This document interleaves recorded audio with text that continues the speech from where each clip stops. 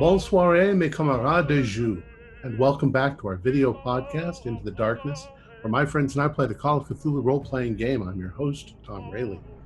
Our campaign is Reign of Terror. It was developed by Mark Morrison and is available on the Chaosium website.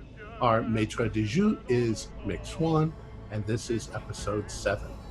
So without any further delays, commençons notre voyage dans le ténèbres. Mick? Thanks, Tom. Well, you finally made camp. It was a grueling march. It wasn't really that far, but having to do it through back roads and old tracks, getting 50-odd men to dive out of the way whenever you thought someone might be coming on horseback, that takes its toll. And you were very glad of the opportunity to set up camp just in the woods outside Saint-Germain.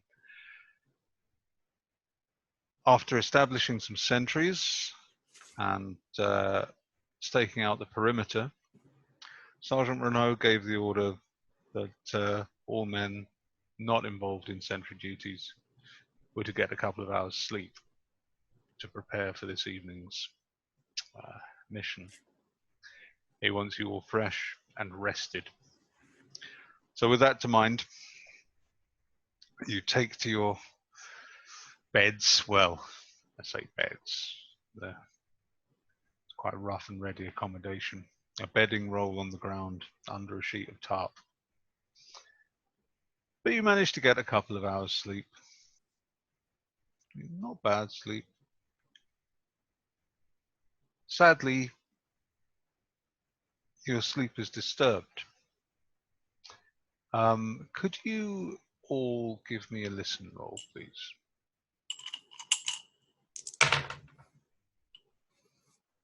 I'm afraid I drank too much. I got a 96. 97. I got a 31 out of 35.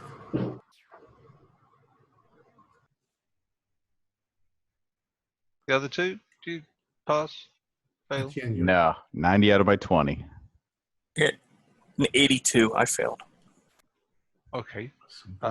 Beaumont, you're suddenly awoken by the sound of shouting, angry shouting.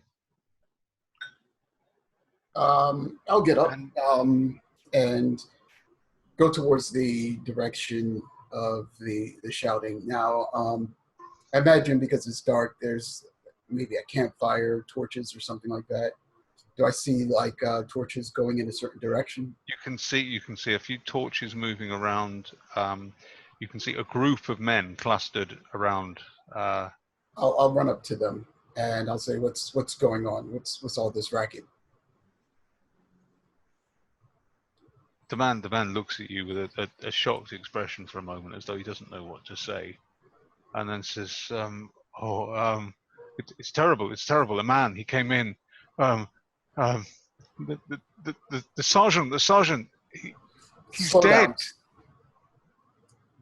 When he says he's dead, I'll look shocked and I'll say, "Slow down, calm down, explain." Duchamp was patrolling. He was set to sentry duty to patrol inside the camp, and he heard a noise from Sergeant Renaud's tent, and he was reticent at first because he was worried about disturbing the sergeant, but he banged on the flaps of the tent and looked in, and this man, this reprobate was standing over the sergeant with a knife, and the sergeant's throat slit. So we have the man in custody. Yes. Okay. So I'll say, make sure he's guarded well. I'll get the others and we will meet you over there. And then I'll go and I'll... Duchamp said we should just hang the man outright, but I thought it's better that you were his unit. You should Right. decide what we do. All right. and I'll pat him on the shoulder and I'll say I'll meet you over there, and I'll run and I'll wake up the rest of you guys, and I will let you know. I'll say, Huh? What is going on? We have a situation. Apparently, the sergeant has been murdered in his sleep. Mon Dieu. Come, we need to gather together. They have the culprit, so we need to find some information out. Wake up, everyone! Wake up!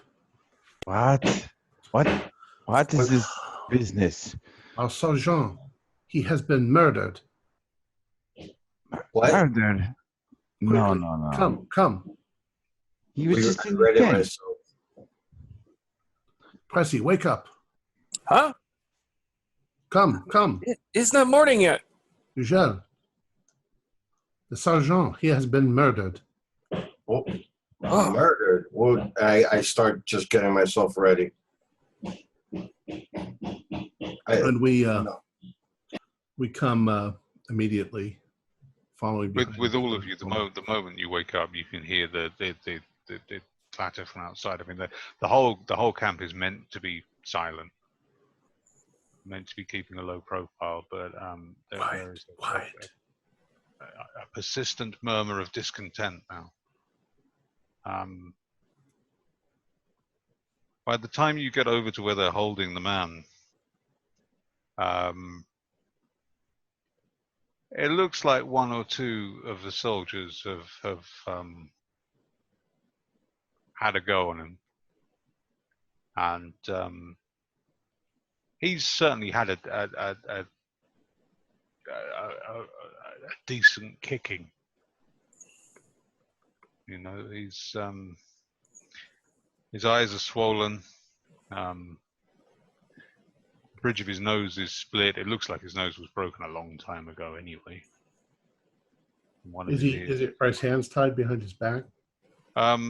They are. His hands are tied behind his back. His ankles are tied together as well.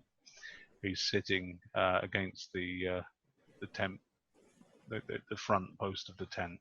So he's not actually in the tent, but he's sitting outside one of the tents. I grab him by his clothes under his neck and on his back, and I yank him up and I kneel him down in front of Beaumont. I'm holding him. I'm going to throttle him to it. Death is too good for him. Cut his thumbs off and take his eyes. Now hold on a minute. What is this madness? If he's killed the sergeant, then perhaps there's a reason this happened. So my friend here, and I'm gonna walk over to him and kind of crouch down in front of him. My friends want to, as you may have heard, cut your thumbs off and do other terrible, rather unspeakable things to you. Now, if you work with me, perhaps you can keep your thumbs. Who knows? You may even have more thumbs than I do by the end of this, if you're lucky. So now is the time to speak up and tell me this thing, why have you done it? And who have you done it before? He simply spits at you, and there's something really quite shocking about your mother. I box his ear. I say, answer him. What I'll do is I'll find another soldier and I'll tell him to gather a few men and gather up some firewood. We're going to build a pyre. No. That is too much. Too much attention. We can't be burning people at this stake in the middle of town. No. One of the soldiers who's been standing next to you since you arrived, where the prisoner is. He says, but without the sergeant, is the mission? Are we still? Does anyone else know what the plan is? We serve a higher power than the sergeant, my friend. Do not worry. The We plan don't- goes as we had arranged it. I sort of reposition myself with my hand around the guy's throat. And I've got out my knife, and I've got it jammed right into the small of his back. So unless he answers, I'm going to keep jabbing him right in the back. And Bobon can't see me doing this. Answer his question. Why are you here? He continues to make a series of choice and unpleasant oaths. Okay. Jab him Instead of the pyre, I'll have the men build a small fire and give me some irons. A bar of iron. We're gonna get some answers out of him. I see. Quite the plan. Well, perhaps we should check something a little more immediate first. I'm going to look over this guy's pockets or whatever he may have on him. Do I see anything that gives any information about where he may have come from? He has a broken clay pipe, just the bowl and a little bit of stem. Some very, very poor quality tobacco. A tinder box. The knife. And a bit of old twine. Other than that, there's nothing else in his pockets. Quite the collection of riches, my friend. Well, Beaumont, Dupois, deal with him. I will calm the camp down, and one way or another, we will see the end of this day. Okay. Bobon, could he have been working with anybody else? Should we check the woods? If you want to search, take someone with you. Do not go alone. I will go with you. Okay. Yeah, I'll take Hugo. Hugel. Excellent. Before we begin, Beaumont, we must make it so he cannot make any noise. So we do our best to muffle him. I say, you have one last chance. You can tell us who sent you, why you are here, and we will dispatch you quickly, or we will torture you to death. Oddly, at this suggestion, he stops his ranting and shouting for a moment and just looks at you and says, "Nobody sent me here. I came of my own volition." Are you a thief? I don't believe them. Are the men gathering the wood that I asked? And starting this fire? Well, there's already probably little fires if you want to put an iron in the... Yeah, I'll set one in there. Okay. Well, I'm going to gag the guy up and tie him securely and let Beaumont have his way with him. Okay. All right. Well, it takes about 10 minutes for the to build the fire up a little bit and then heat the iron up to red heat. All right. Let's see. I'm thinking of a nice little place to start. Poissy?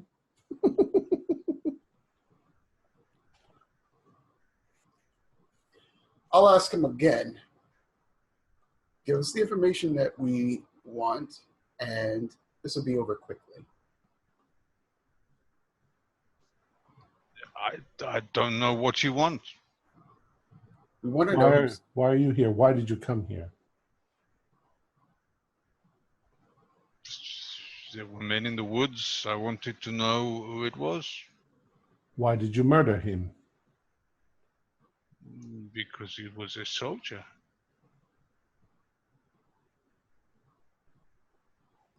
So you make it a habit of murdering soldiers. What is your name? He just looks at the ground. I take the hot iron and I place it under his chin, and I lift his chin up with the iron, and it's sizzling under his chin, and I'll say, he asked you a question. Well, we got to gag him before you burn him, because if he screams out, everybody in the whole countryside's going to hear him yelling. Well, that might be a warning to would-be assassins. We're supposed to be in a covert operation. I thought, Dupois, you said you already gagged him. Yeah, I've already gagged him. At this point, I think we're just going to kill him. Well, he makes a muffled scream when you do this. All right. And after his scream subsides, I'll have you take the gag off. And are you ready to answer our questions? Who are you? Why are you here? I thought if I did it, he might give me something. Who? Comte. You wanted something from the Comte. You were trying to impress him? Yes, so much, and we have nothing. I know you're here for him. Who else would you be here for?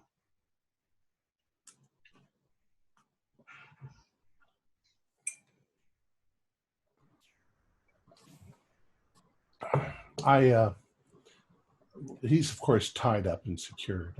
I take Beaumont a few steps away, turn our backs to the guy. I say, I do not know this business. This man seems out of his mind. Perhaps we should lock him up somewhere. No, we're gonna execute him for what he did. We need our information though. We want to know if he was specifically sent to take us out. He may not know. At this point, I imagine he would have already given up that information.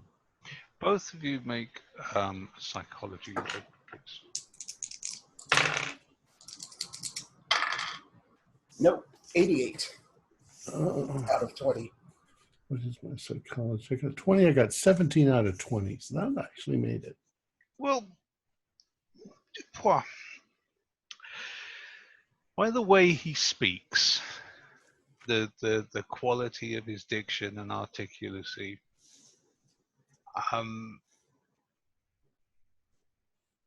it's pretty clear to you that this man is an idiot.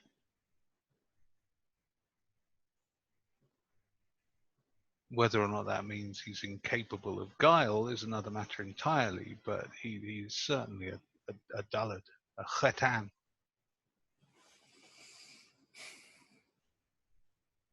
I think we should not waste our time. I don't think he knows anything.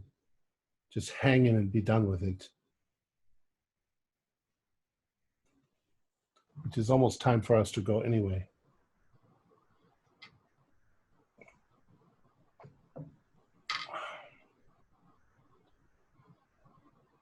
Babon. Let's see.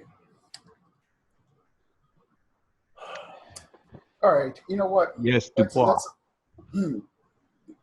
Well, let's see if Babon has any questions that he may want to ask, or if there's anything else that we want to do before we execute him. Babon, you are our acting sergeant now. You are next in line. Such is the burden of command. Well, what did you find of use from him? Nothing. I think he is an idiot. Well, then do what you must.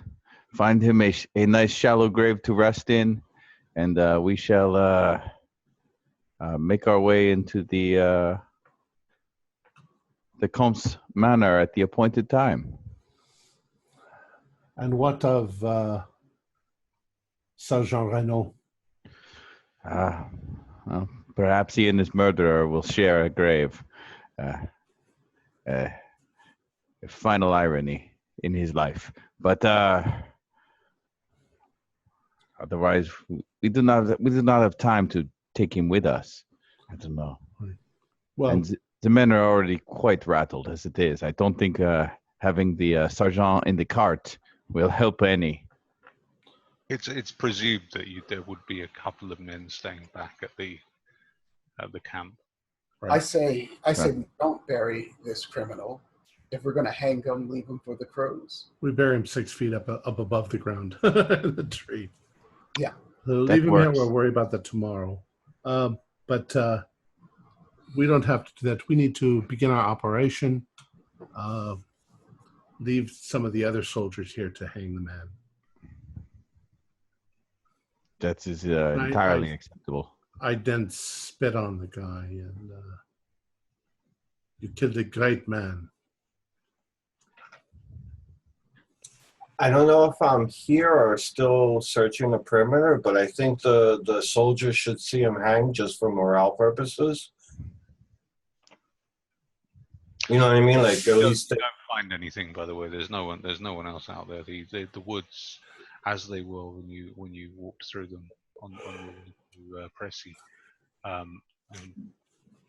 No, that's not right. Pressy's one of you, isn't he? Pressy and Hugel myself went to. Oh, I can't even remember now what the. See, it's because we haven't played for 2 weeks, and now I've forgotten salient details. Anyway, the town. Saint-Germain? Poissy? Poissy, that's it.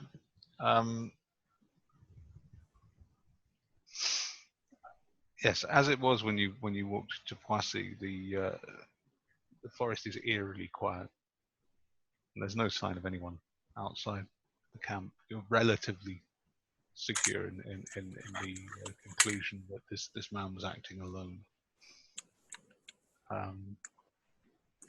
Although he seems quite large and clumsy, how he managed to get in stealthily is odd, but we presume he just knows the woods well. Well, let us gather our troops and begin our move towards Poissy. What do the sentries say along?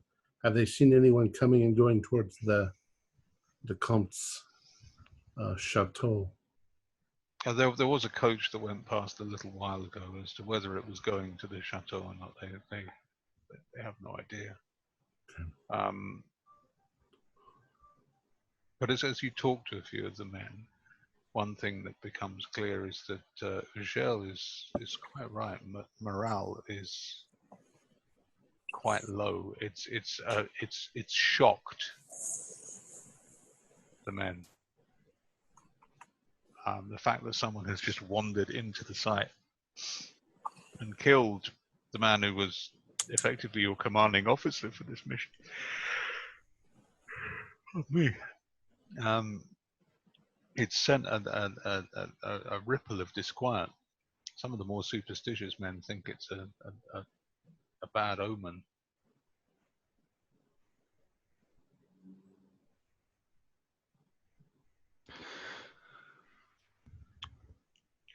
Dead air is a crime. Yeah, I'm trying to think of. Listen, men, do your jobs. We all know what the plan is. The plan is given to us by the authorities higher up than us. We must continue our mission. Obey your orders.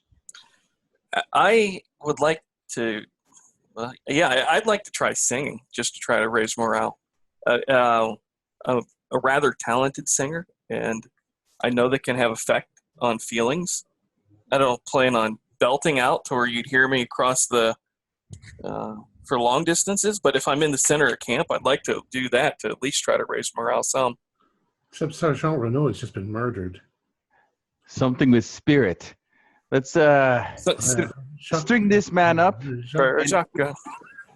And the men need to know this mission now. This mission is their chance for vengeance. Exactly. Sure, I wasn't not suggesting a drinking song. Well, give me a sing roll then.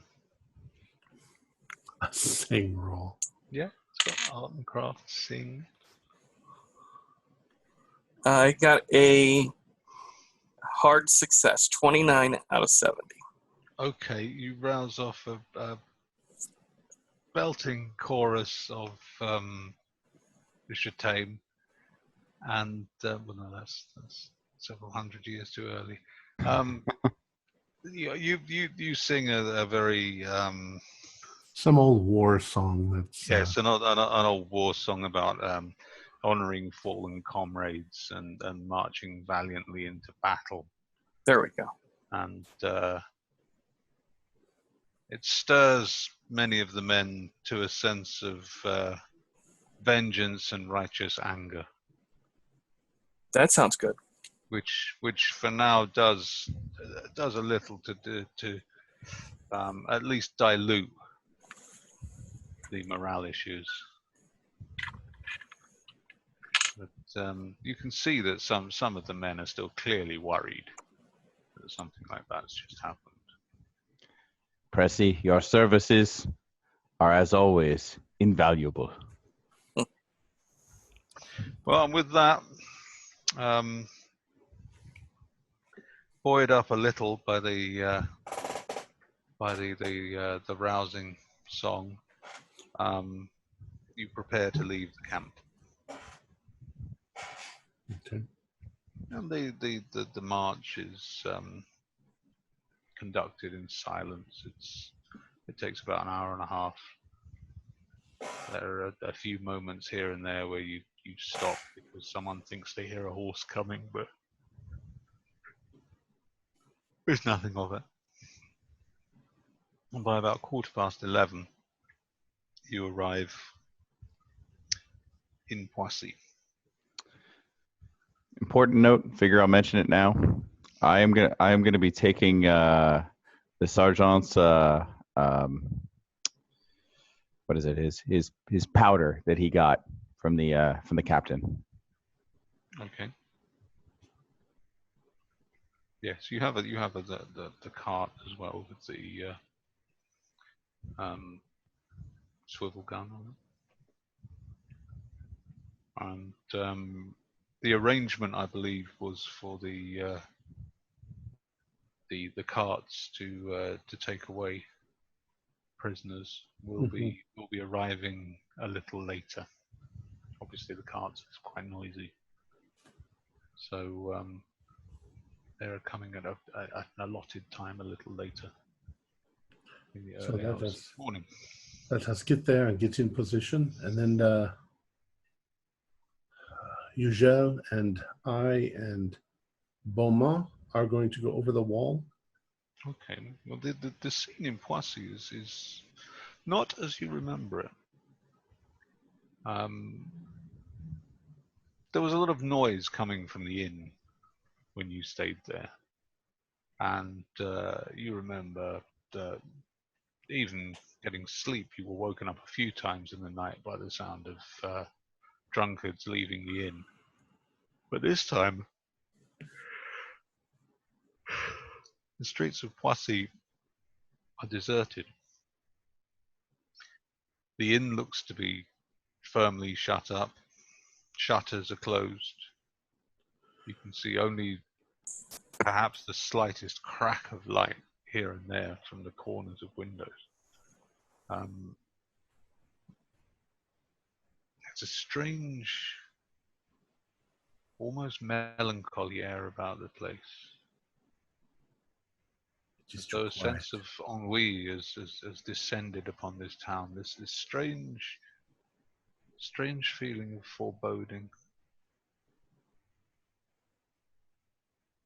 Could be the weather. Of course, it's like 11:30 at night, isn't it? But we've been attacked once, and I don't like the idea of marching into an ambush. Perhaps we should check the perimeters, make sure that there's nobody sitting in ambush. Oh, that is what our advanced team is for. So we get there slightly earlier, and we go to the wall. This time we have a rope ladder to go up and over. Indeed, yes. Those of you who are going, so it's so Baban is going to stay with the swivel gun, Mm-hmm. At least initially, until it's time to go in. Taking command of the operation. Mm. And the other 4 of you are going over the wall. Is that right? Right.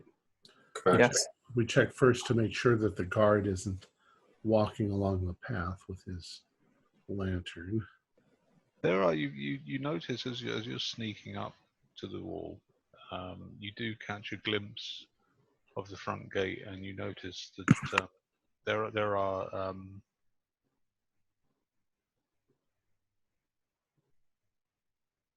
possibly 3 or 4 footmen, maybe more. It's difficult to tell because there's only one lantern hanging from the well, for want of a better word, the sentry box,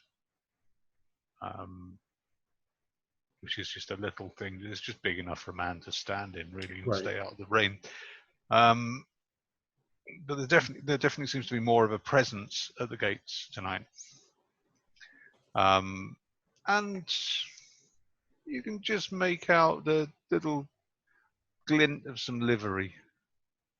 So they're dressed up for the occasion, which kind of indicates that there probably is a party. There's a party, yeah.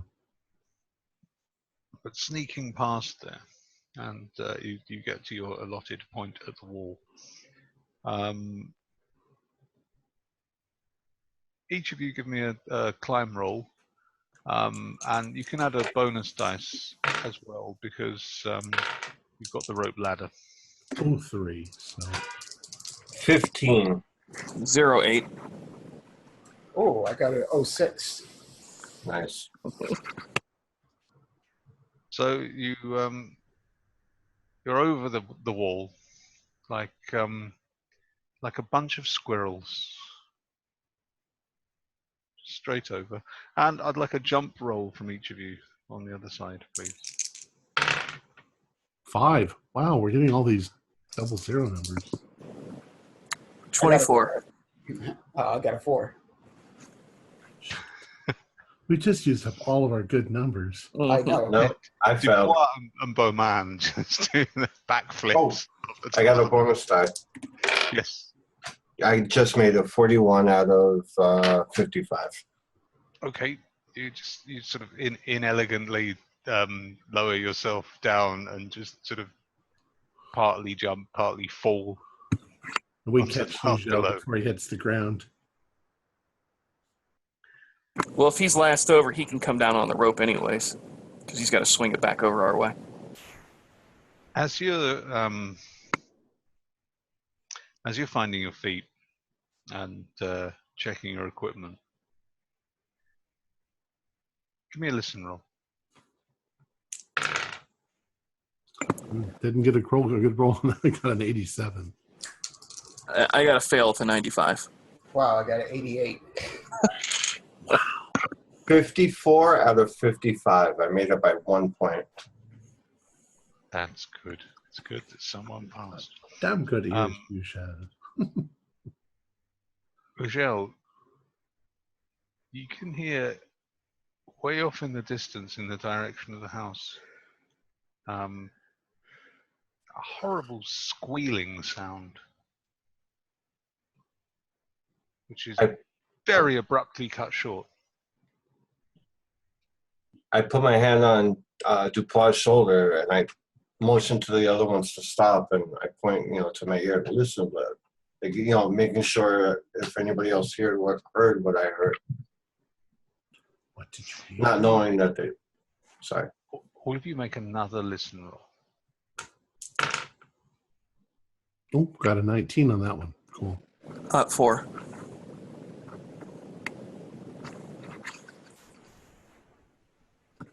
those of you who pass this time, you hear in the distance the sound of a dog, not barking, not howling, but a yelp of pain, again cut short very abruptly. What did the matter? What was that? Sick fucks. They better not be hurting dogs up there. The first sound didn't sound like a dog, though. I don't know what this was, but the other thing I heard wasn't. The sound you heard sounded very much like a pig. I swear I heard a pig the first time, but... I didn't hear a pig. I heard a dog. I heard a dog just now, yes, also. Let's get down. Let's move through the bushes, through the rose bushes. Yeah. See if we can get closer. Okay. Pushing through the undergrowth very quietly, very cautiously, you manage to get yourself to a position on the edge of the undergrowth. I couldn't think of a synonym for undergrowth there. Foliage. You get yourself to a position where you can see the front of the house, just. There appear to be a number of torches staked out in the ground. And footmen are, some of them are holding animals on ropes and halters at one end of the drive, and directly outside the house there is a man with what just looks like a woodsman's axe, and one by one they are bringing various animals, horses, mules, pigs, sheep, deer, dogs. You think you can even see a cow possibly in there. And they're bringing these animals up to him, and he is just beheading them, chopping their heads off. And as he chops the heads off, other footmen are collecting the heads, just the heads, and carrying them into the house. What is this insanity? While a few men, more roughly dressed than the footmen, are just dragging the carcasses round somewhere, disappearing off to the side of the house. It doesn't strike you as someone butchering animals for food. They don't seem to be concerned about the way the carcasses are handled. They're only interested in the heads, as far as you can see. The man is insane. He is deprived. What is this? How many men are there? Pardon? I'm sorry, how many men are there around? I just heard a bar in the background there. That was really creepy. Was that in the background there, or was that actually here? I'm sorry, that really freaked me out. It was pretty weird. There are, I would say, there's 8 or 9 of them. Probably about six footmen, and then 3, maybe 4, of the more roughly dressed men who are dragging the carcasses away. This is unexpected. There are people here who look like they could put up a fight. I wanted to pass Michelle the spyglass, since he's the tallest. Maybe he could see something that we're missing. Yeah, I want to look to see how they're armed, what sort of weaponry they have, if there's any sort of actual patrols, or if they're just sort of guarding this area as the slaughtering is taking place. Okay, give me a spot hidden roll, and you've got a bonus dice this time for the spyglass.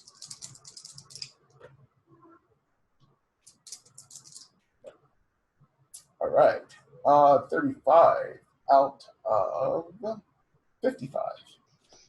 Well, in addition to the one man who has the axe, you can see that some of the men who are handling the livestock have whips, and they're using them without restraint. They are really beating the animals quite severely. The men dragging the carcasses off don't appear to have any weapons. And you notice that one of the footmen standing by the doors to the house seems to be holding quite a stout-looking cudgel. And we don't see a party in progress. This is only on the outside. Looks like they're prepping for the party.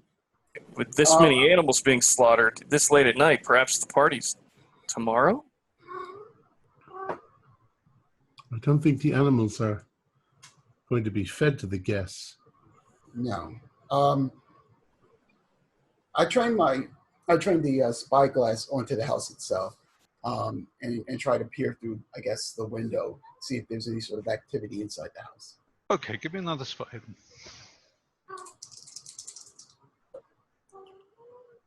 It's a 66. Do I still get the bonus? You do, yeah, you still get a bonus. And that is a 40 out of 55. It's because of the angle. It's quite difficult to see exactly what's going on in the inside in the hallway, but focusing a little bit with the spyglass and steadying yourself on someone's shoulder, you can just make out that there are a couple of footmen in there, and you can't quite see where they're taking the animal heads, but you can see that someone has what looks like a barrel of wine and appears to be emptying it into a trough of roughly the size that you might use if for sheep. Okay. I'll look back again to the animals. The animals that are being, I guess, dragged to their slaughter, do they seem to be intoxicated? No. No, the animals are. They're fighting. They're fighting. At this distance, you can clearly hear it. There is a cacophony. The animals are terrified. The animals are terrified. They're in pain. They're being beaten. Mm-hmm. It's a truly unpleasant noise. What we need is to make sure that the Comte is here. This looks like some sort of cult-like activity to me. So I would assume they would be. I mean, the noise is such that I haven't been asking you to make stealth sanity rolls. Okay. You don't need to make stealth rolls at this point because there's no way anyone is going to be able to hear you over that. Okay. If we could make it to the livery or the stables and see if his carriage is there, that more than likely would mean he is here. If there are a number of carriages, that means there are guests. At least we can try to eliminate it that way. Find out what we need. Let me go. I will see if I can see if his carriage is indeed here. Should you go back and tell the acting sergeant? Well, weren't there are men with weapons? I believe we had didn't we have a signal? That's to start the whole thing. But yes, we didn't know the signal to start the operation. Okay. Was that someone was to go to the top of the wall with a blackout lamp, a bullseye lantern. And, okay. and flash that. I can report back. Unless you want me to wait for you to come back with news whether or not he's here or not. Well, we don't want to start some operation if he's not even here. Right. So I'll wait until you come back with news for All right. that, and then I'll run over and relay. So I hunker down under the bushes and I scooch around as close and as quickly as I can to see inside the livery stable to see if his red carriage is here. Is it a red carriage or a white carriage? I thought it was white. It's a white carriage with red accents, I believe. Okay. There is a carriage fitting that description He's here. in the coaching house. I pause for a moment to see if I can see in any windows from where I am, since I'm at a different vantage point. You can just about make out what you recognize from your last visit here as the dining room. Okay. There don't appear to be any lights in the dining room at present. And I don't see the Count walking around anywhere inside, or? No. All right. So I scooch back around and I start back to where the others are. Okay, just as you're getting back to where the others are, you hear a noise from the drive. It's the sound of horses and a very well-appointed carriage trots into view. The carriage is drawn up to the front of the. It's on the far side of the drive, the other side from you. It's draws to a halt outside the house, and two very well-dressed aristocrats, a man and a woman, get out of the carriage. A footman opens the door for them and bows in an almost comical manner, given that the man's built like a prize fighter. And they walk up the steps.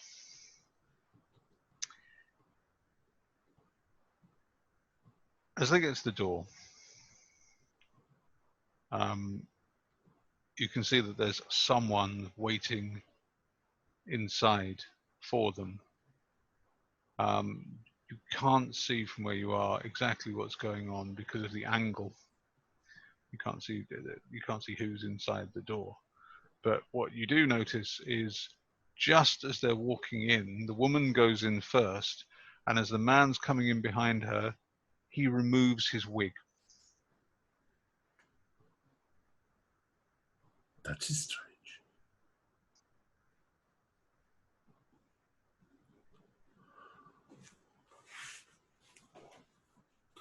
I say, the first guest seems to have arrived. Should we wait until other guests have arrived? That's what I was thinking. Surely Babon knows that they have arrived. He would have seen them from the road. Yeah.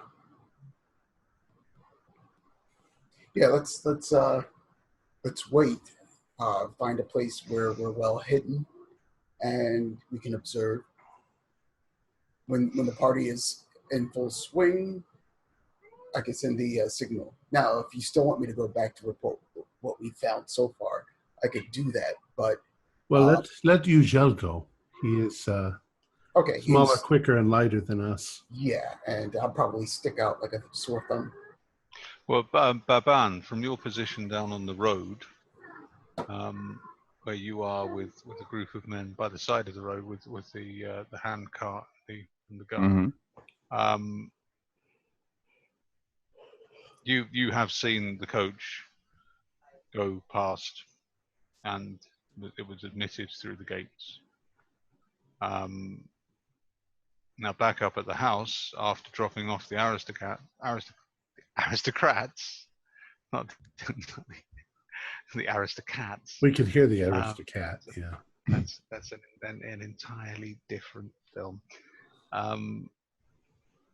The coach goes around to the side of the house and is drawn into the coaching house at the back of the building. About 10 minutes after the first coach, another coach arrives. And from then on, they arrive quite regularly. In all, 9 coaches, which you Okay. imagine must be quite close to the capacity of the building on the back of the house is quite large. But nine coaches, and there's one in there already, so that's 10 coaches. It's quite a lot. So we don't have to chain them up. We just have to close the door. Lock the door. Now, Ken, at any point, could we see the people getting out of the coaches? They're definitely aristos. Oh, they're definitely aristos. Yes. Even in silhouette, you can see the high wigs of the women, and again, once or twice, not every time, but once or twice, you catch someone. In fact, once even a woman removing their wig before they enter the building. Very strange. I'm going to make a suggestion. Michelle, give the signal, but before you do, Pressy and I will go along the bushes to the wall to where the guardhouse is, and we will arrest the guards at the gate and open it and let everybody in. You can give your signal just as we get there. Okay, I'll hold on to the spyglass, so I can see whether or not you're successful. However, if something happens and you become overwhelmed or outnumbered, would you like me to fire a shot up in the air, which would be our emergency signal? Well, give the signal anyway. We'll suddenly have other soldiers there with us to do the guards if we need to, but it shouldn't be that big of a trouble. We'll have the surprise, and Very our well. soldiers, we can certainly handle ourselves with guns and bayonets. When we Now- passed the gate, did we see if they were carrying swords or muskets? No, you could see them in silhouette. Okay. Are they still slaughtering animals, or has that passed? That seems to have come to an end now. That would have been a good cover. But there was there's a substantial quantity of blood there. They've dumped a couple of barrels of what appears to be sawdust on the drive, which strikes you as very odd that they've just butchered them on the drive like that in full view. They've made no effort to. They are What depraved. they're doing. The carts have had to drive through it. The carriages rather have had to drive through it to get round to the back of the house. So they've trailed these. The cartwheels have trailed this blood partially round to the side of the house. Is there any music coming from inside? No, not that you can hear. It's not dead quiet, though, is it? It's not dead quiet. No, make a listen roll. 26 out. I passed, but let me see. A hard success. Hard success. Okay, hard success.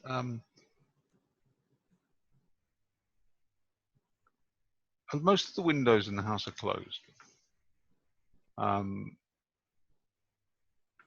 But every now and then when the wind changes, you catch a little something.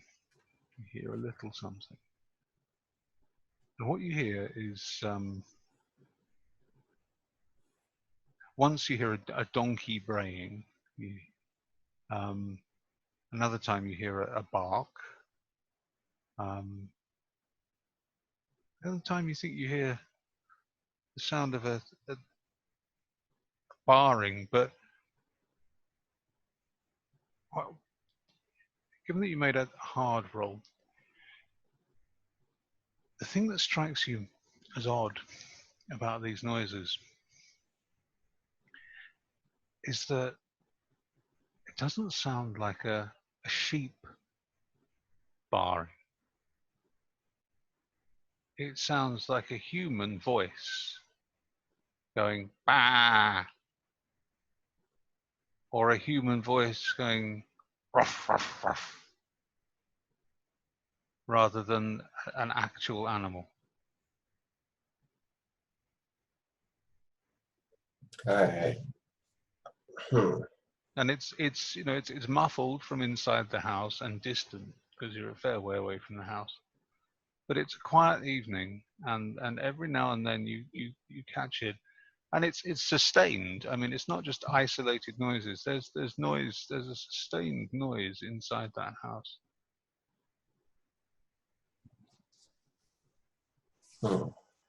Sick bastards. Let's do this. All right. Eugel, are you going to talk to Bubble? Have you gone back up over the wall? I thought Michelle was going to do that, he said. No, Michelle is going to climb up and give the signal when he sees me. We wanted you to tell Eugel, to tell Babon that there are men with axes and things like that, just so that he's ready. So I'll go do that. Climb roll? Yes, please. 56 out of 40. I just did I get a bonus? Yeah, you get a bonus die again because of the just made it. All right. So I get up and over, and I'm gonna go. Do you want me to do a jump? Yes, please. Ooh, 67 out of. Hold on. I just failed. Well, I failed by like almost 10 points. Okay. Then you can take 1 point of damage, then, please. All right. I told you to take the ballet classes. I probably like twisted my ankle a little bit jumping down, or strained it, whatnot. But I dust myself off, get back up, and I report back to Babon. You hobble off down to Babon. Sergeant. Eugel, it is good to see you. What are you doing here? Is everyone okay? Yes, they're going to be sending the signal soon. There are a few more footmen than last time. I believe they had axe and a cudgel on them. Michel Dupois is going to take out the gatemen momentarily and then signal at the same time.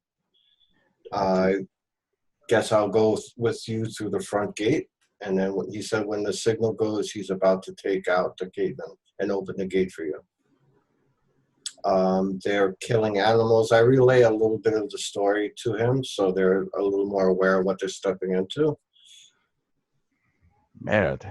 It's not exactly this type of party that I would be interested in, but it's a good thing we're prepared for tonight, eh? Yes. Looks like we'll catch them with their pantaloons down. Yeah, I agree. I bet you we will. All right, we sneak up as close as we can get to the guard shack, and then it's our intention to jump out suddenly, point our guns at the guards, and say, "You're under arrest." Okay. Well, so it's just you and Pressy? And oh yes, that's correct. Okay. In which case, I'd like you both to make a stealth roll, please. 15 out of 70. So that is almost an extreme. 1 point off extreme. I wasn't that good, but I passed. I got a 47 out of 50. Okay. Dupois, you're a big man. but strangely familiar with the ways of the ninja. I'm sneaky. And okay, you get to a position relatively close to the sentry box, and from where you are, you can see that there are. I mean, there may have been more men there previously, but currently there are 3 men there, and of those 3 men, one of them is drinking from a bottle of something. One of them is leaning against the sentry box, smoking a pipe, and the other one is standing looking up the gate with what looks like could be a musket, but it's probably a shotgun slung over his shoulder. So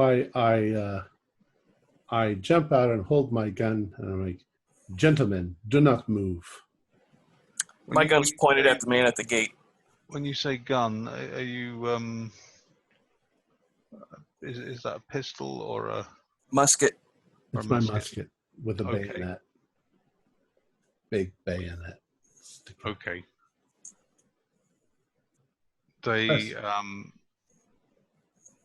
sort of stop for a moment, and the one with the gun turns round, and you see him sort of wavering for a moment, and then he, with one arm is still holding the shotgun over his shoulder, and the other hand goes up like that, and the other 2 men, the man with the bottle holds up the bottle and his hand, and the man with the pipe holds up his pipe. Okay. And his hand. Pressy, open up the gate.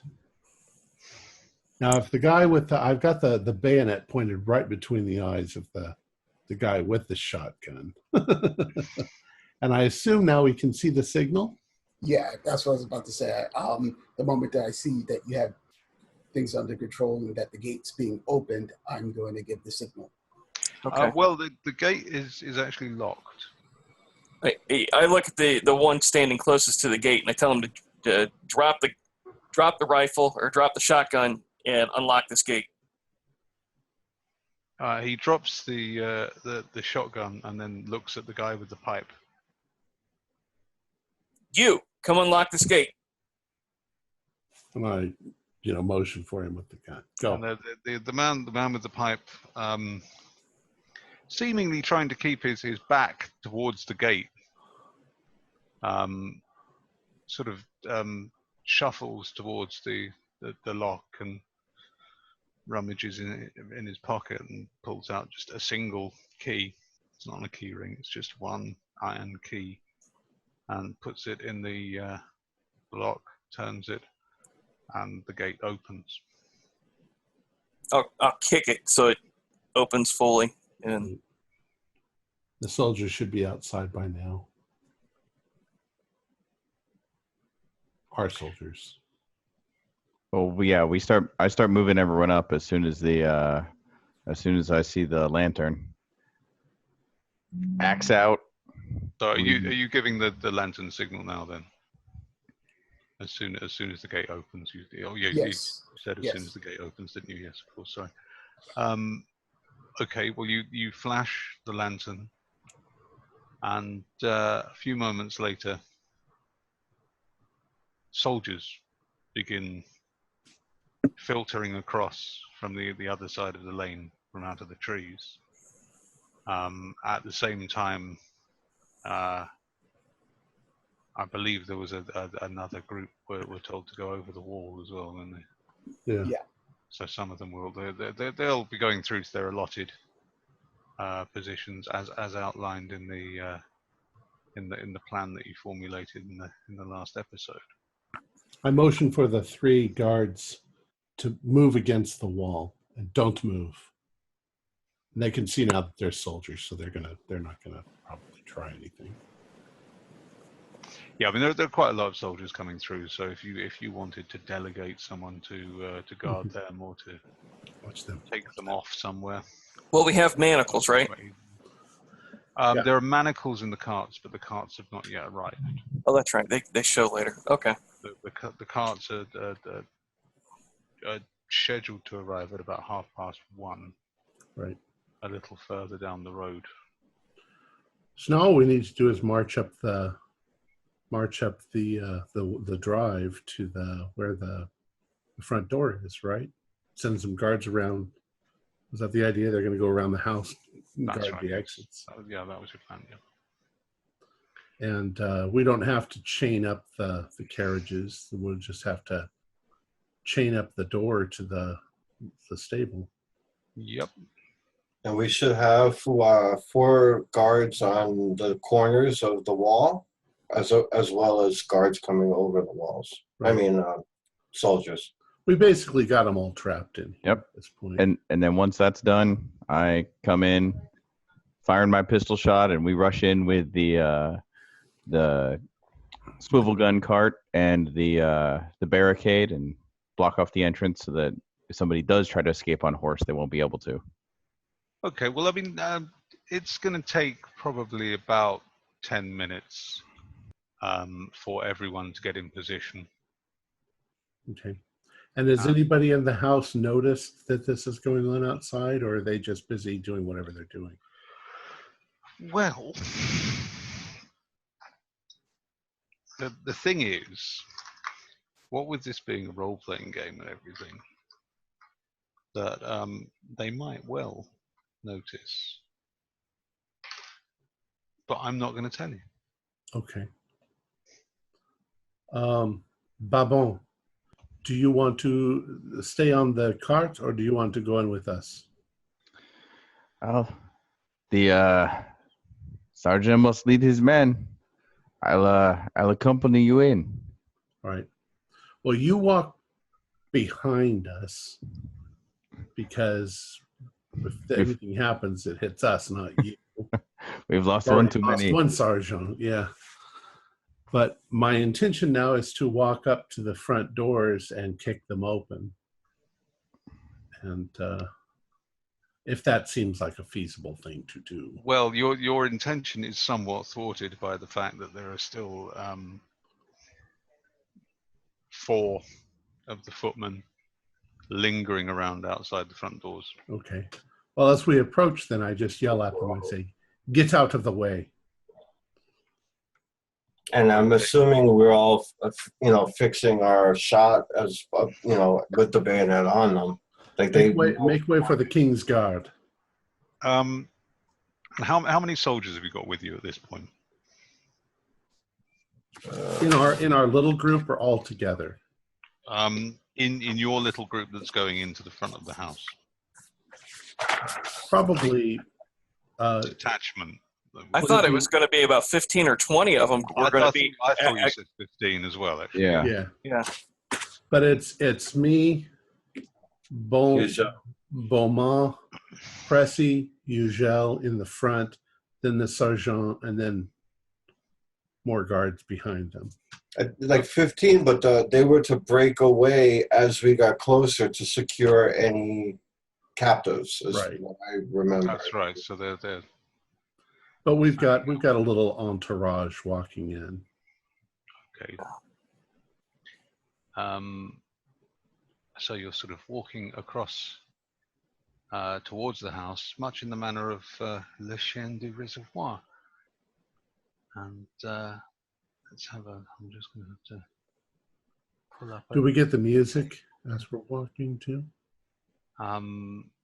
If you could imagine the music, but played on an accordion. Okay. Which I've now kind of got going on in my head.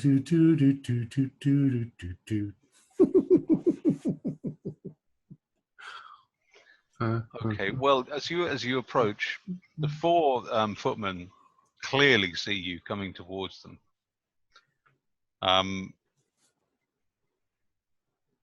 And their reaction, to be honest, is is not what you expect. Because Really? I expect them to They- get the they- hell out of the way. they run straight at you. Weapons out. There's a couple of them have whips.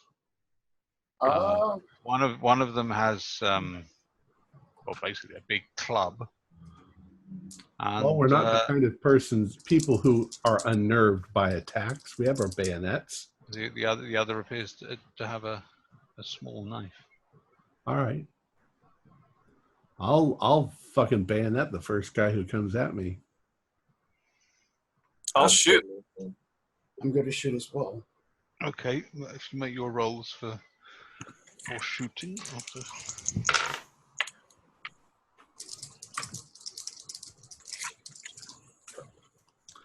Well, I passed for bayonet. 37 out of 85. It's a hard success. I forgot to load my gun. That's impossible for a sword. Well, I rolled an 89, so I go to click and nothing happens, and I'm like, oh, wait a minute. That's right. We'll just bayonet him. Okay, so who hit? I got a 23 out of 30 on bayonet. Oh, we'll do yours in a minute. Okay.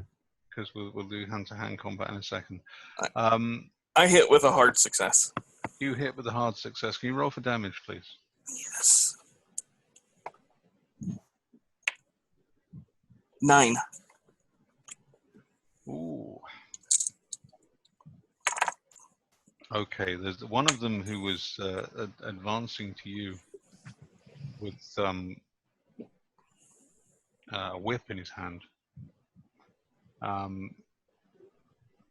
He takes the musket ball full bore in the chest.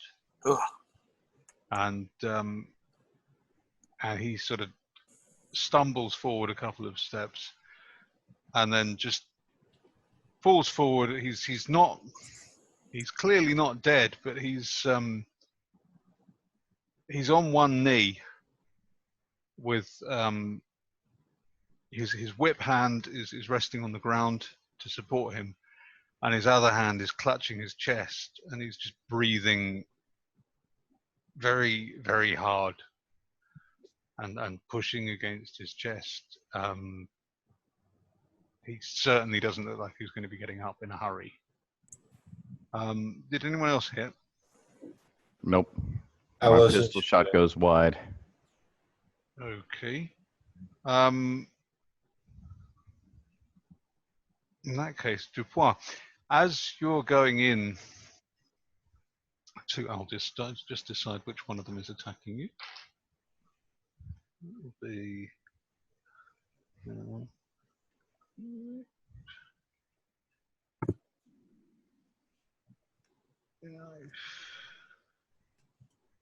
okay, you're being attacked by the one with the club.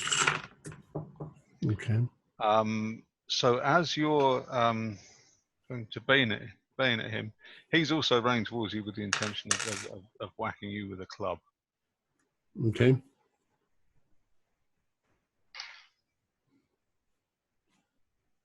Did you hit? Yes, I did. Well, he missed. I got 23 out of 30. Okay. So at the last minute, I just bring up my bayonet right where his throat is, and I got 10 points of damage. Oh. Off the back of his head. Damage on my bayonet, by the way, is 1d8 plus 1 plus my damage bonus. So it's an 8-sided dice and a 4-sided dice. And I got a 4 and a 5 plus 1. So. Okay, well, you get him right through the throat. And I'll look into his eyes, his cold, dead eyes. Oh, well, he's kind of just lingering on death's door at the moment. I bring my foot up and I kick his body off of my bayonet. Okay.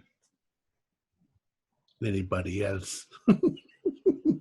I live for this shit. He is effectively, given that he's just taken a catastrophic injury. I'd say he's effectively out of the game. But I'll just. Oh yeah.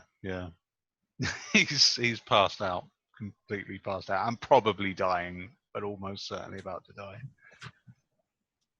So we got 2 more people, don't we? We've got 2 more people, and they are attacking. Well, I shot at one, but I missed. Or I tried to, and my gun jammed. So Okay. I didn't attack. I was holding back to defend. Also, I yell out, "We need witnesses." Remember, the captain asked for witnesses. We're the witnesses. Well, I thought they wanted the servants to testify. Or the aristos. Yeah, These the men are Aristos not going to be good witnesses. The Aristos will immediately. They're all pussies. They'll immediately turn their backs on the cat if he. That's why I didn't attack. I was just gonna try and club him. Okay, Beaumont, the man who is advancing on you, has just a small knife. So at the moment he's not in range of you for hand to hand. Next turn he will be. Baban and Ugel. Odds and evens. Well, I'm behind everybody. Okay. Well, Ugel, the guy who's coming towards you has rather a large whip. He's one of the men who was whipping the animals. And he is going to attempt. That's got really weird damage, the whip. 1d3 plus half damage bonus. That's strange. Okay, well, he makes an attempt at striking you with the whip. Oh, and he gets a 9. Ooh. Can I try and dodge? You can, yes. Because I didn't take any action, so You'd need a really good dodge. Remember, Nope. if you're good at melee, you can use that instead to parry.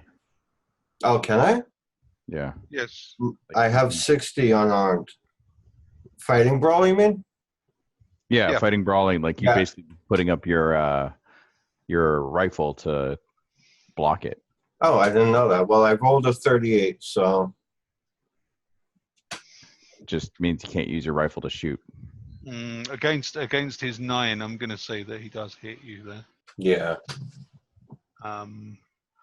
So half of his damage bonus would be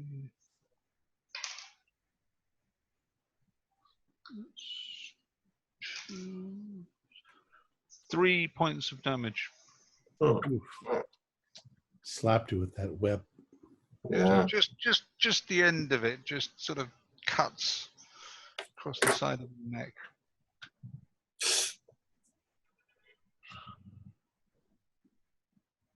Game on now.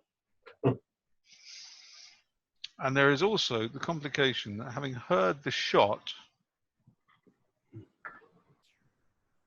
and there appear to be more people coming out from the house now. Okay. Any of them Aristos? No, there are 2 more footmen coming out from the house. As they open the door, I yell, "You're all under arrest in the name of the king, the emperor." They don't even pause. Okay. I turn back to the rest of the soldiers and shout, "You to that side, you to that side, firing lines. Kill anyone who comes through that door." Remember, there's Aristos inside. we should Whatever. have one. There should be one left alive at least. So If we kill an Aristo, they had their weapon. They were trying to kill us. That's not the way the law works. This works. I think if we kill an aristo, the rest of them will stay in the damn house. The repercussions that'll come down from that Aristo's family. will be devastating for us. Oh, but if That they're will Have us be all executed. that will be devastating for Sergeant Renault, who was planning this mission and who gave the order before his tragic death. Oh, and if these aristos are doing some sort of devil worship, their families will keep quiet, keep silent. Yes, Okay, well, 5 of the soldiers open fire. Several of them hitting their targets, Okay. and the 2 footmen go straight down. We want to push our way forward into that manner. Yeah. into the house. Okay, well, at the moment as well, but don't forget that at the same point, Bowman, this fellow with the knife is now on you. And Ugel, the guy with the whip, is continuing to close in on you. Well, now I'm going to swing at him if I can. Okay, give me a brawl roll. Can I use the bunt of my rifle? Yeah. 26 out of 60. Not a hard, so just a regular success. Just shy of a hard. Oh, I've pulled up the wrong thing there. Now I think it's the same value as the Kosh, isn't it? The rifle butt. Sure. Which is 1d8 plus 1d8. bonus. No damage bonus, and I'll roll now. 4 points. Okay, it's 4 points of damage. Crack his skull. Yep. Right. Okay, he is going to try and... Hopefully making the whip ineffective at close range. Well, with his 94, yeah, he just sort of cracks the whip behind him, but fails to do anything in front of him where you are. Bowman, the man who's attacking you is bearing upon you with a quite disappointingly small knife, really. Did Pressy say he's going to try to crack the guy? I would like to go after whoever's closest. You know, actually with the bayonet, it's going to be the most convenient weapon I have. Okay, well the guy with the knife is closer to you. Oh, I got a 16. I connected, but that's just a regular success. I've got a real low number on the bayonet. Okay, your damage roll.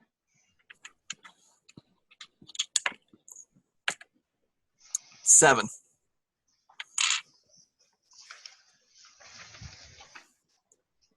Oh, God, sorry. You just cut his hand off with the knife. Hang on, actually, now, what did you just roll against for your you were rolling against Brawl, weren't you? Well, I used the score that was written down next to bayonet. If I used the one next to brawl, then it would have been a hard success. Yeah, bayonet, you should be using spear skill. So because it gave us a bayonet skill. Right, that's why I just used what was written next to the bayonet. Okay. I was just checking. Okay. I couldn't remember which. I've got 2 different sheets, and I couldn't remember which ones I gave you. It's Okay, actually much lower than my brawl, so Yeah. it must take into account. Yeah. Okay, well, let's say that goes through the side of his body, on the left side, into his guts, and now he's effectively stopped. Now he can't advance towards Bowman. He could possibly extract himself from your bayonet and move sort of across to the side. But at the moment, you've effectively got him on your bayonet. And he's right in front of Beaumont, so Beaumont could actually coup de grace him, couldn't he? Yes. Well, at the very least, I think I'd give Beaumont, if you wanted to attack him, Beaumont, I'd give you a bonus dice for that, because he is he's on a stick. Yeah. Essentially, I mean, he's just being held there for you to attack. So. Drop him, Michelle. And he's just, I mean, he completely failed to connect with his knife. All right.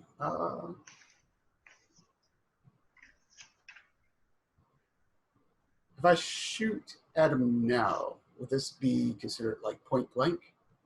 And does that Pretty close to it. Yeah, I'd say this was point blank. Yeah. All right. So much more fun using the bayonet. I bet. The butt end, though. Oh my god, where their skull cracks. Crack. Ooh, that is a 22 out of 55. So that is a hard. Okay. In that case, you've got 1d10 plus 4 damage. Oh, well, that's only 6 points of damage. Well, that's okay. That's what I was going to say, because 1d10 plus 4, with the amount of hit points he's got left, that's an instant kill. So he just drops like a sack of potatoes, albeit a sack of potatoes currently suspended on the end of Pressy's bayonet. Mm-hmm. I wiggle him off there. So you have to sort of like push him off of the bayonet. Now, the one who was previously attacking Ugel with the whip has a kind of what we might describe as an epiphany at this point. And his raging anger and bravado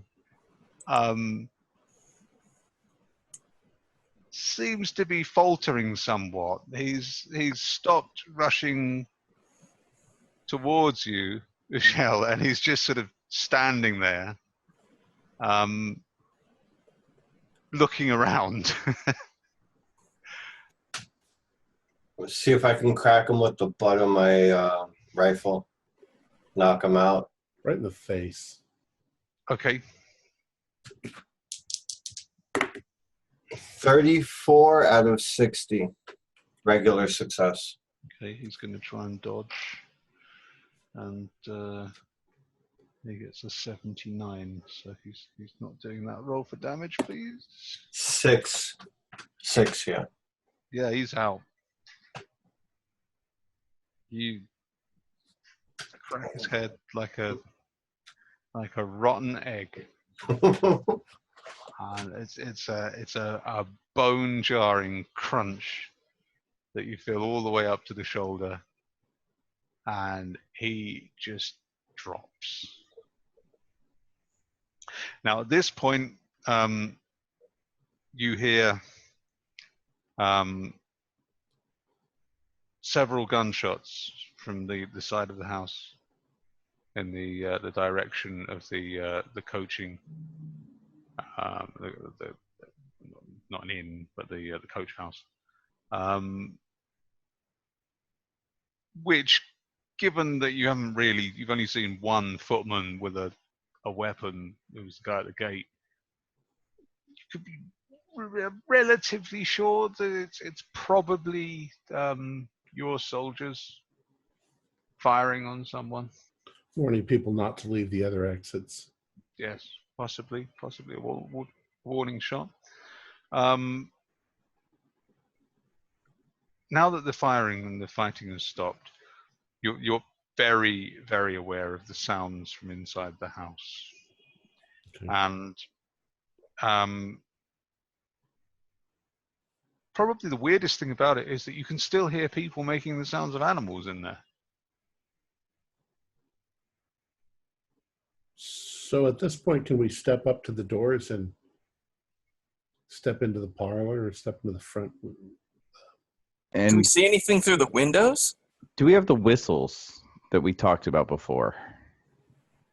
The whistles? Yeah, I was talking with the sergeant about it while we were planning it. Yes. When we located the Yeah. count, we were That supposed was to whistle.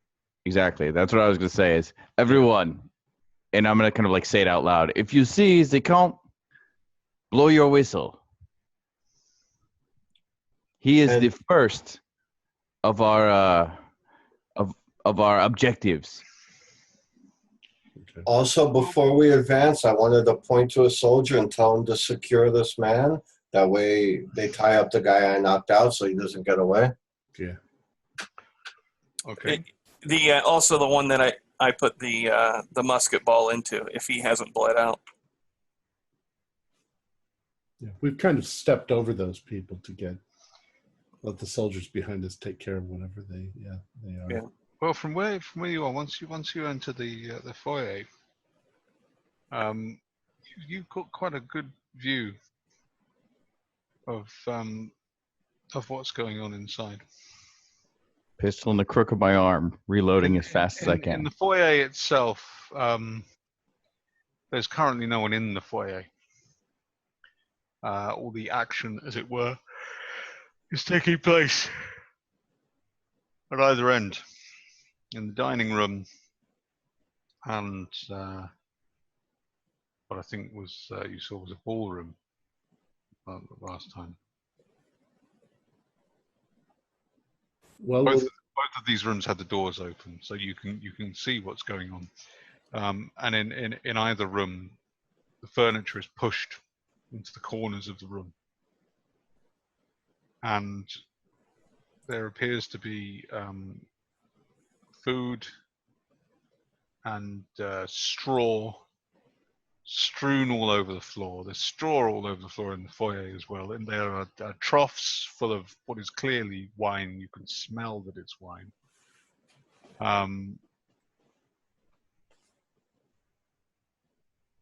But what you see is truly disturbing. There are people, men and women, well-dressed people, cavorting with abandon, eating from the floor, well-dressed, but wearing the bloodied heads of animals. Some with scraps of the pelts and skins hanging down over their backs. Mules bray with hysterical laughter. Cows moo. The sheep bar and scurry about, chased by people dressed as dogs who are biting their arms and legs, ganging up on them. You catch a glimpse of a woman dressed as a deer who flits into the room, looking around pensively, and then rushes out again. And everywhere, people are just rutting and screwing like animals. All of them making animal noises. I go up to the closest man on the floor. I grab him by the scruff of the neck. I lift him up, and I say, "Where is the Comte de Fenelic?" If I don't see the Comte. He looks you dead in the eyes and says, "Ee-aw, ee-aw, ee-aw." And I slam him down. Make a spot hidden. All of you make a spot hidden roll. They're all insane. I got a 07. 78 I found. I failed with an 80. I got a 40 out of 45. Base pass. Okay. Dupois, in the looking in the dining room, just as you throw the man dressed as a mule down on the floor, you see Fenelix pass through the crowd, just at the other end of the room, only for a second. Then he's gone. Bowman, you are looking into the ballroom, and probably, I don't know, about 20 seconds after Dupois has just seen something, you see, well, it's odd because first of all, you think you see Fenelix again, but then he's gone behind a curtain, and then you catch a glimpse of what looks like a wolf, not a man dressed as a wolf, but a real wolf moving around amongst all the people. And Baban, you swear you just saw a tiger. Only for a second, but there was a tiger in there, a real tiger. But it was gone again. Then moments later, you can see Fenelix standing in the corner of the room. He turns, walks behind a man dressed as a bull, and he's gone again.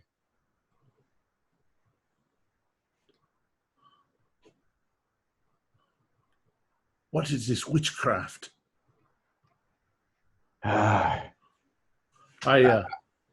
reach into my shirt to pull out the thing that I have. I know we're not supposed to put aristos in chains, but it says nothing about animals. I like your thinking, Ugel. Okay, but there are too many of them for everyone to clear out. Well, we don't care about them. We want Fenelix. Where is he? Fenelix! I'm going to just begin shouting. Guard the exits. Guard the exits. Face your justice. Dupois. Mm-hmm. As you give the order to guard the exits, give me a spot hidden roll.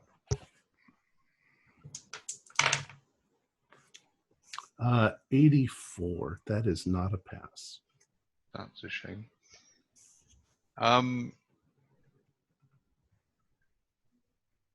Where is everyone at the moment in relation to the ballroom and the dining room?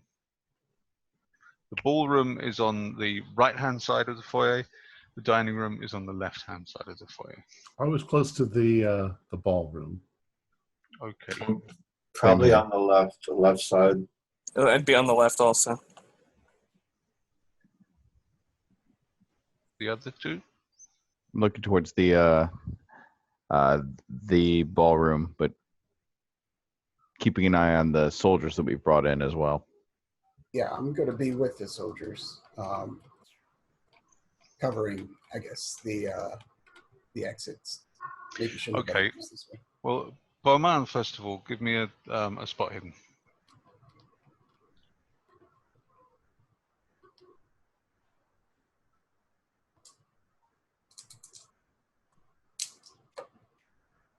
Uh, 19. Excellent.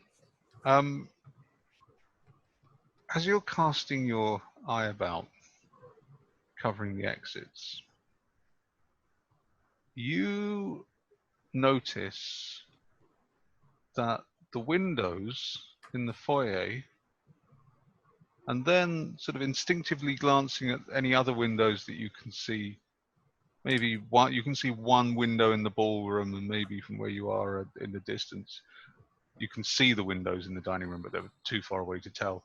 But you can definitely tell that the windows nearest to you have been nailed shut. Mm. You know, and properly nailed shut as well. I mean, in that they haven't been just had nails whacked into them with a bit sticking out to be removed later. They have been firmly and solidly nailed shut, to the extent that you can see hammer marks on the frame of the window. All right. Let me study this. Let me study the windows a little bit further. I'm trying to figure out why they would have these nailed shut like this. Is there anything obvious around, I guess, around the windows? Maybe something, I don't know. I want to say ritualistic, but Other than the fact that they've been nailed shut, there's nothing else to distinguish them at all. Although, give me another spot hidden roll. Sure. That is a 34 out of 55. There are two doors.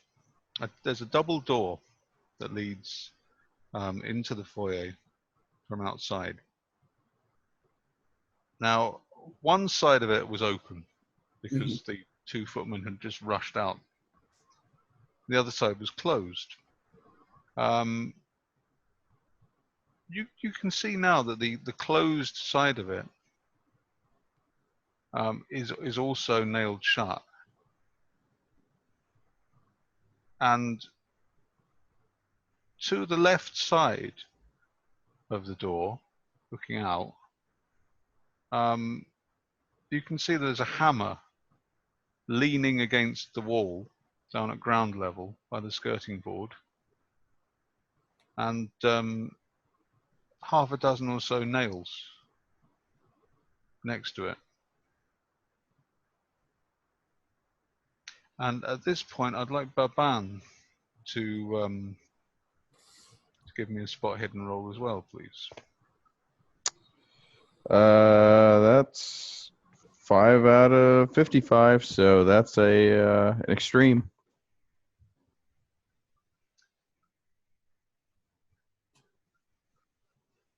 You, I mean, it's difficult to look away, really, with this scene of debauchery going on. It typifies the very worst of what you imagine that aristocrats get up to. But in the middle of it, every now and then you catch a glimpse of something odd in the other side of the ballroom from where you're standing. It's difficult to see what it is at first, because you just catch a glimpse of what looks like a sort of silk page boy's costume, and a flash of red, and then it's gone again, and then it's back again, and it takes a little while for you to really focus on what this incongruous object is, and then it hits you that it seems to be the Dauphin, the dead boy, with an apple in his mouth. No, hang on. It's not. It's not the Dauphin. It's the sort of thing that the Dauphin would wear. You've seen portraits of the royal child. He was always wearing these kinds of page boy outfits with the big frilled collar and things. But this isn't the Dauphin. This is a dwarf dressed as the Dauphin with an apple stuffed in his mouth and a look of abject terror on his face. Okay. Standing next to him appears to be a woman dressed as an angel.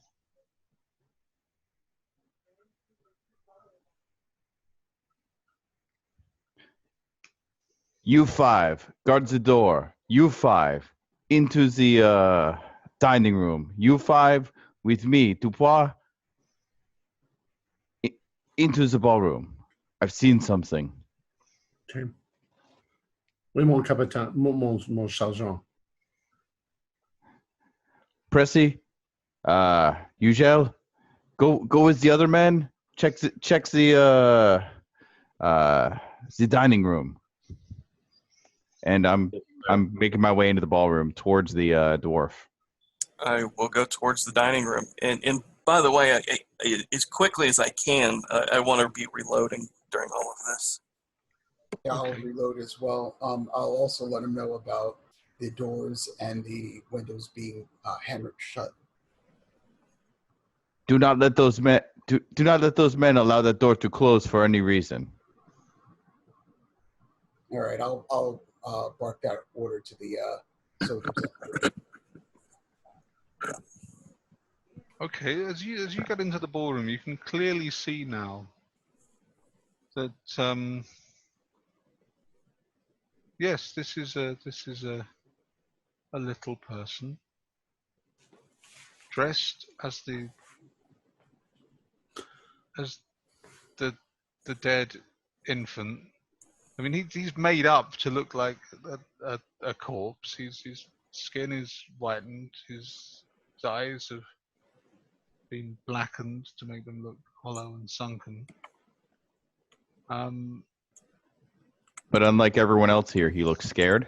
He looks scared, and he looks like the apple in his mouth. He's not eating it. That apple, it's been rammed in his mouth like a pig, like a gag, like a suckling pig. Yeah, I'm making my way up towards him. You said there was a woman standing next to him? Yes, she looks equally upset. I mean, whatever madness has overtaken the aristocrats at this party, it looks as though some other form of horror has struck them, because they just look, for want of a better term, it just looks like abject misery on their faces.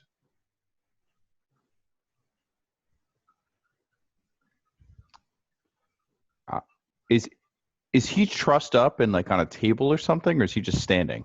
He's just standing there. And neither of them appear to be tied up or anything? No. Okay. I'm going to make my way up to him and grab that apple and pry it from his mouth. He coughs and splutters and looks up at you. There's just an instant of relief on his face, and then he stops and looks just to the side of you, behind you, to your left. I turn to see what he is looking at. Yeah, same. It's quite the strangest thing you've ever seen in your life. A cloud of smoke or mist has rolled in from from a door at the other end of the ballroom, and as this mist rolls towards you, it seems to be coalescing into a shape, the shape of a man. And it's hard to tell the point at which it stops being mist and becomes something else, but somehow, suddenly the mist is gone, and you find yourself looking into the cold, uncaring eyes of Count Fenelick. And at that point, we will end for tonight. Excellent. And we meet again. That was a really good episode. Our players included Wayne Worthy, Fred Carter, Luke Strom, Jason Melnichuk, and myself, with Mick Swan as the keeper of the secrets, We're currently producing 4 shows a week with music and sound effects added in post-production in order to create a richer listener experience. We provide audio-only versions of our shows free for you to download from Podbean or iTunes. If you'd like to become a patron, visit our Patreon account. Just $1 or $2 a month helps us a lot. Like, share, and subscribe to our channel for updates on our latest shows, and leave us some comments. We like reading them. This is Tom Rayleigh, together with all the members of our gaming club, inviting you to journey with us once again into the darkness for another adventure into the universe of H.P. Lovecraft and the Call of Cthulhu role-playing game. Until next time, good luck, good gaming.